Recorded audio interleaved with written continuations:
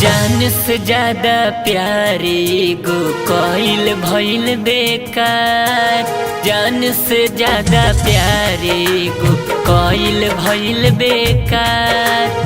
ओकरे चक्कर में सब ठुकराइनी, ओकरे चक्कर में सब ठुकराइनी, छूटल घर परिवार।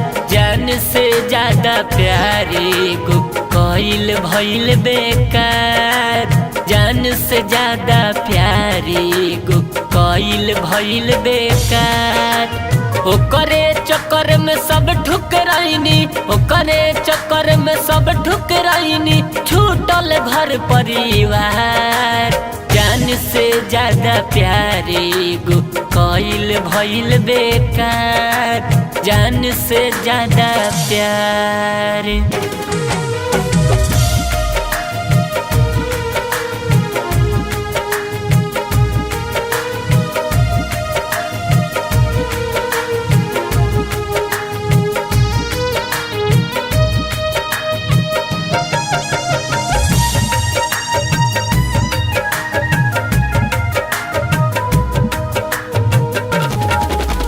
अखिया से लोरावा गिरे हमरा, सगरो भइले अन्हार बा।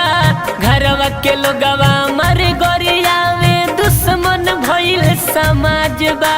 घरवा के लोगवा मर गोरिया में, दुश्मन भइल समाज हो। अखिया से लोरावा गिरे हमरा, सगरो भइले अन्हार बा। घरवा के लोगवा मर गोरिया में, दुश्मन भइल समाज बा। घरवा के लोगवा मर गोरियावे, दुश्मन भइल समाज बा। तो पलता पलई जतई गो प्यार में भइले उघार। तो पलता पलई जतई गो प्यार में भइले उघार।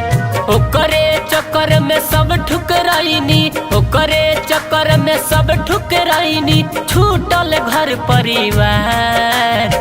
जान से ज्यादा प्यारी गो कोइल भइल बेकार। जान से ज्यादा प्यार।